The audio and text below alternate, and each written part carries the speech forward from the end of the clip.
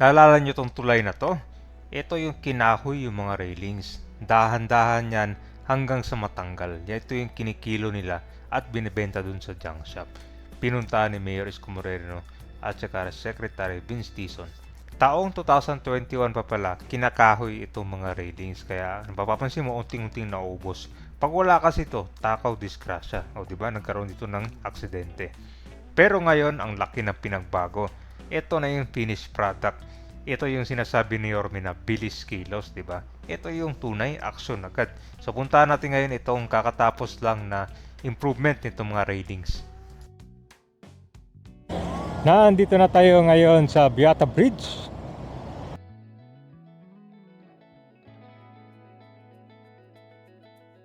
Secretary Vince Dizon at saka Manila Mayor Isko Moreno. Bagong pintura, no? Grabe yung pagbabago. Oh. Tapos pinturado na rin tong maliit na bangketa yan dyan. Kanyan para sa mga motorista, para hindi sila ma-aksidente dito.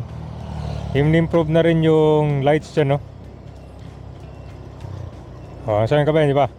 Puting-puti, no? So sa ganitong kulay, very visible na siya. Kita mo yung pula na yan dyan, no? Para hindi ka dediretso, no? Tsaka itong mga railings niya, buo na rin. Naglagay na rin sila ng warning dito na accident prone area to.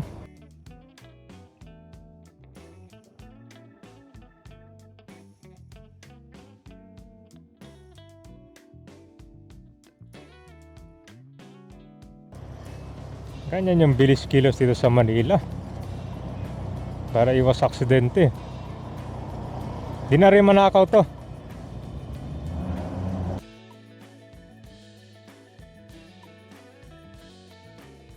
May na-aksidente kasi dito guys, na kanyang gabi yun, tapos wala mga markings dyan, medyo madilim. Kinakahoy kasi ng mga tulongges to . Uy, pati yung kabila buo na rin, bilis. Basta may action talaga guys, mga less than 1 month tapos na agad, no? So ito na yung resulta. Mapapansin mo itong railings, hindi na siya basta matanggal. Na-welding na siya, tapos pinunturahan. Matigas na siya bakal, parang hindi na aluminum to.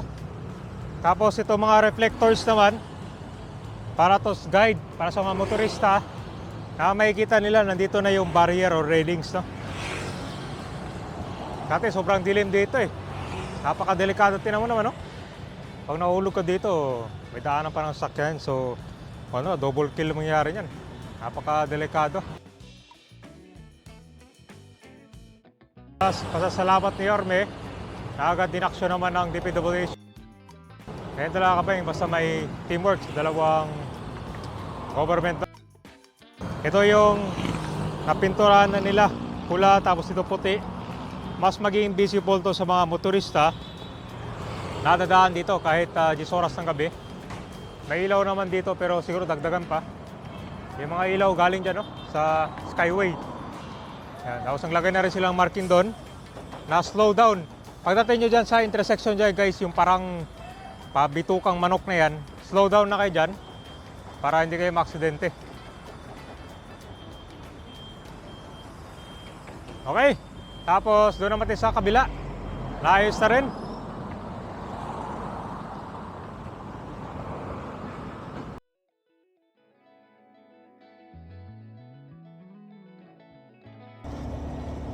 So dito, welding na lahat.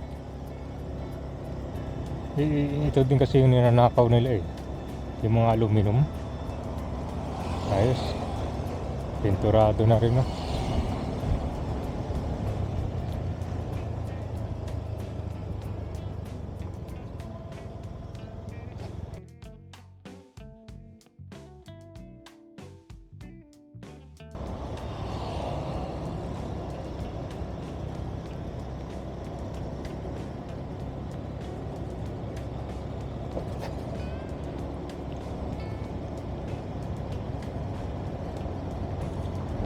Ayos na pala dito guys, pinturado na rin.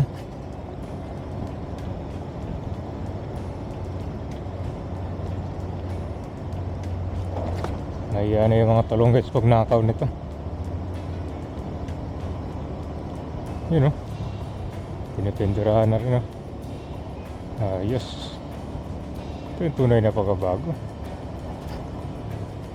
Pag pinuntaan ni Seth Bintison, dapat ko agad, no? Action agad. Bawal yung pagbakal-bakal.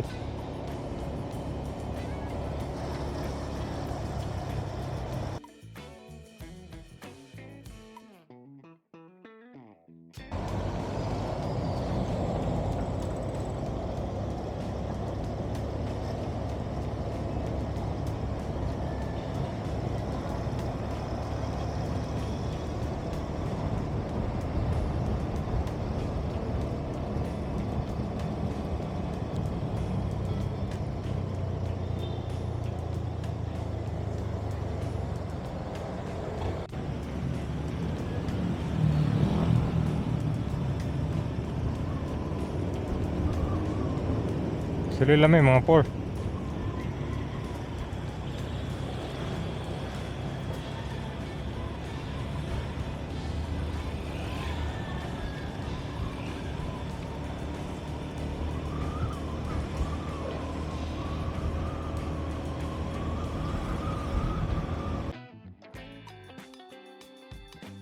So ito po yung flyover na giling sa Pandacan to Santa Mesa, Manila.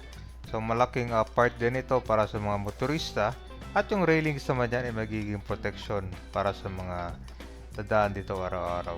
Ngayon dito siguro dagdagan na nito ng mga ilaw, no, para mas maliwanag pa. Grabe, 2021 pa, no? Ilang taon din nakalipas, buti naagapan pa yung mga bakal dito at hindi naubos.